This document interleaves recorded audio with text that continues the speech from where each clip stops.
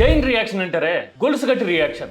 ఒకదాని తర్వాత ఒకటి ఇలా లింక్ అయ్యి వరుసగా రియాక్షన్స్ రావటం ఇప్పుడు ఢిల్లీలో కనపడతా ఉంది కదా. కాక్రోజ్ జంతర్ మంతర్ దగ్గర పోరాటానికి దిగిన తర్వాత, పార్లమెంట్ ముట్టడికి సిద్ధపడిన తర్వాత రాజకీయం ఒక్కసారిగా ఉల్టా పల్టా తిరగబడతా ఉందిగా. ఉన్నట్టుండి ప్రధాని నీటి పేపర్ లీకేజ్ దుర్మార్గం లాంటి ప్రకటన ఫస్ట్ టైం చేయాల్సి వచ్చింది కదా. మంత్రులు కూడా ఇప్పుడు వరుసగా మాట్లాడుతున్నారు. అసలు యువత భవిష్యత్తు మీద తమకి ఎంత అక్కరుందో చెప్పడానికి రకరకాల విన్యాసాలు చేస్తా ఉన్నారు కేంద్ర మంత్రులు. ఇంకో పక్కన రాహుల్ గాంధీ కూడా రోడ్ల మీదకి రావడం, ప్రధాని నివాసాన్ని ముట్టడించడం ఒక కీలక పరిణామం, రాజకీయాన్ని మలుపు తిప్పిన సందర్భం కదా. ఎందుకని ఉన్నట్టుండి ఇంత చైన్ రియాక్షన్ వచ్చింది మీకు తెలుసా? జంతర్ మంతర్ దగ్గర ఆందోళన రాజకీయంలో ఒక విచిత్రమైన పరిస్థితిని, వైచిత్రి అంటారు తెలుగులో, పారాడాక్స్, అలాంటి పారాడాక్స్ ని ఇండియా ముందు పెట్టింది. అదేంటో తెలుసా? బీజేపీ ఎందుకు మాట్లాడక తప్పని పరిస్థితిలో ఉంది.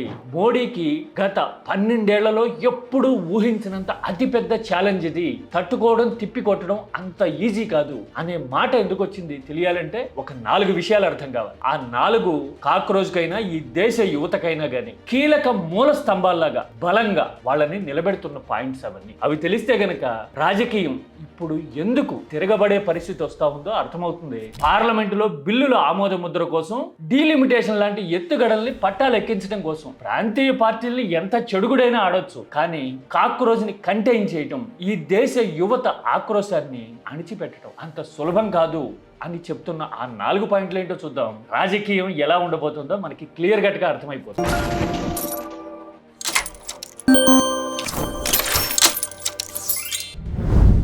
ఇదిగో మీరు ఇప్పుడు చూస్తా ఉన్నారు కదా, ఈ దృశ్యాలు ప్రధాని నివాసం ముందు కాంగ్రెస్ నాయకుడు, విపక్ష నేత రాహుల్ గాంధీ ధర్నాకి దిగిన దృశ్యాలు. నిజానికి ఇదేమి ప్రీ ప్లాన్డ్ కాదు. ఉన్నట్టుండి ఆయన తన నేతలతో కలిసి ఇలా రంగంలోకి దిగారు. అఖిలేష్ యాదవ్ లాంటి వాళ్ళు కూడా జోడయ్యారు, నినాదాలు ఇచ్చారు. దేశం మొత్తం అటు తిరిగి చూసింది. రాహుల్ గాంధీ ఇలా రంగంలోకి దిగక తప్పని పరిస్థితి ఎందుకు వచ్చింది?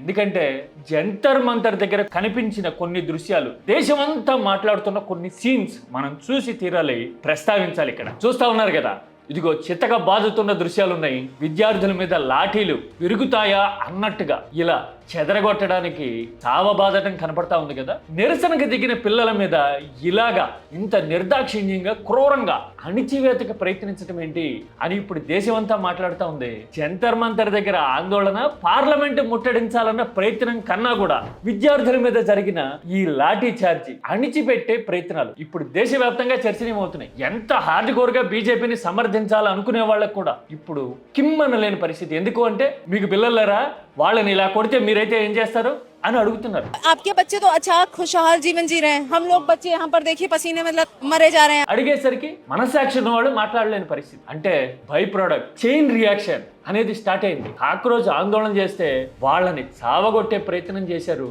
ఇప్పుడు దేశమంతా మాట్లాడుతుంది ఆ పాయింట్ గురించి. అందుకోసం రాహుల్ గాంధీ ఇలా రంగంలోకి దిగారు కదా. అంటే రాజకీయం ఎంత బాయిలింగ్ పాయింట్ కి చేరింది, ఎంత వేగంగా అనే విషయం అర్థమవుతా ఉంది కదా. We be allowed to debate what happened to the students the day before. Rahul Gandhi మాట్లాడుతూ ఉన్నారు కదా, అసలు ఈ యువత ప్రశ్నిస్తే సమాధానం చెప్పకుండా ఎందుకు దాచిపెట్టాలి, అణిచిపెట్టాలి అనుకుంటున్నారు అని క్వశ్చన్ చేశారు. ఇప్పుడు రాహుల్ గాంధీనైనా యువతనైనా కానీ తప్పు పడితే, క్వశ్చన్ చేస్తే ఎంత రాంగ్ సైడ్ ఉన్నారో అర్థమైపోయేలాగా సిచ్యువేషన్ టర్న్ అవుతున్నట్టు కనపడతా ఉంది. ఒక ఎగ్జాంపుల్ చూపిస్తా. రాహుల్ గాంధీ ఇలా స్ట్రీట్ ఫైట్ కి దిగడాన్ని, ప్రధాని నివాసాన్ని ముట్టడించడాన్ని సిగ్గుమాలిన చర్య అన్నారు ధర్మేంద్ర ప్రధాన్. రాహుల్ గాంధీది సిగ్గుమాలిన చర్య అని ఎవరంటున్నారు?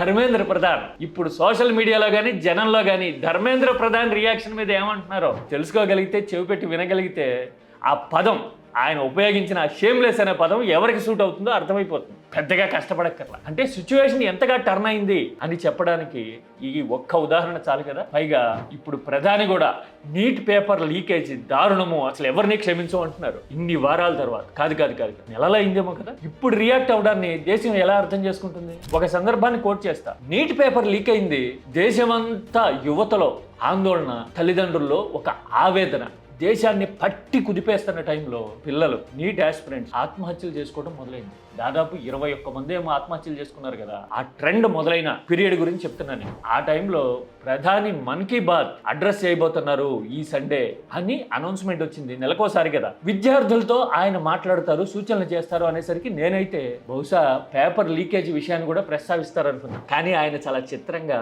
ఖగోళ విజ్ఞానం గురించి, అసలు మీ ఊళ్ళో కానీ మీ రాష్ట్రంలో కానీ ఎక్కడన్నా ప్లానిటోరియం ఉంటే కనుక పిల్లలు ఈ వేసవి సెలవుల్లో వెళ్ళి ఖగోళ విజ్ఞానాన్ని పెంచుకోండి అని సందేశం ఇచ్చారు. అలాంటి పరిణామాలు ఈ దేశం మొత్తం చూసింది కదా. అది రీసెంట్ ఎక్స్పీరియన్స్. కానీ ఇప్పుడు మాత్రం నీట్ పేపర్ లీకేజ్ దారుణం అని మాట్లాడక తప్పని పరిస్థితి ప్రధానికి కూడా వచ్చింది. కేంద్ర మంత్రులు అయితే ఇదిగో ఇలాగా ఖండంలో రిలీజ్ చేస్తా ఉన్నారు. అసలు బీజేపీ అధ్యక్షుడేమో కాంగ్రెస్ అడ్వాంటేజ్ తీసుకోవాలనుకుంటా ఉంది, ఇది దుర్మార్గమైన రాజకీయం అంటూ ఉన్నారు. आपकी जो मर्यादाएं तोड़ने की परंपरा बनती जा रही है, निश्चित रूप से इससे देश कहीं न कहीं दुखी है. దుర్మార్గమైన రాజకీయం గురించి బీజేపీ అధ్యక్షుడు మాట్లాడతారా అంటూ ఆయన ప్రకటన కిందే కామెంట్లు చూస్తూ ఉంటే జనం వరుస పెట్టి ఎదురు నిలదీయడం కనపడతా ఉంది. ఎందుకని కాక్రోజ్లు అంత పోరాటం చేస్తూ ఉంటే జంతర్ మంతర్ దగ్గర దీక్షకి దిగితే రాహుల్ గాంధీ ఏమీ రోజు వెళ్ళి కూర్చోలా, కనీసం 3 వారాల పాటు ఆ విషయాన్ని ప్రస్తావించలా. ఆఖరికి విద్యార్థుల మీద లాఠీ చార్జ్ జరిగితే వచ్చారు కదా.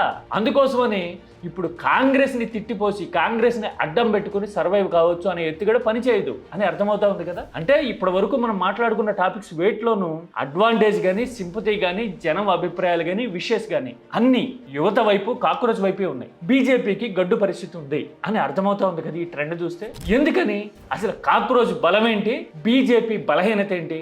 ఇప్పటి వరకు బీజేపీ అగ్రెసివ్ గా ప్రాంతీయ పార్టీల మీద, రాజకీయ ప్రత్యర్థుల మీద ఎదురుదాడి చేసినట్టుగా, పైచేయి సాధించినట్టుగా కాక్రోచ్ మీద ఎందుకు సాధించలేదో తెలుసా మీకు? ఒక 4 పాయింట్లు ఉన్నాయి. అవి తెలిస్తే కాక్రోచ్ భవిష్యత్తులో కూడా ఎంత ఎఫెక్టివ్గా రాజకీయాన్ని మార్చేందుకు స్కోప్ ఉందో అర్థమవుతుంది. ఫస్ట్ పాయింట్ ఏంటో తెలుసా? కాక్రోచ్ల్ని చీల్చలేరు.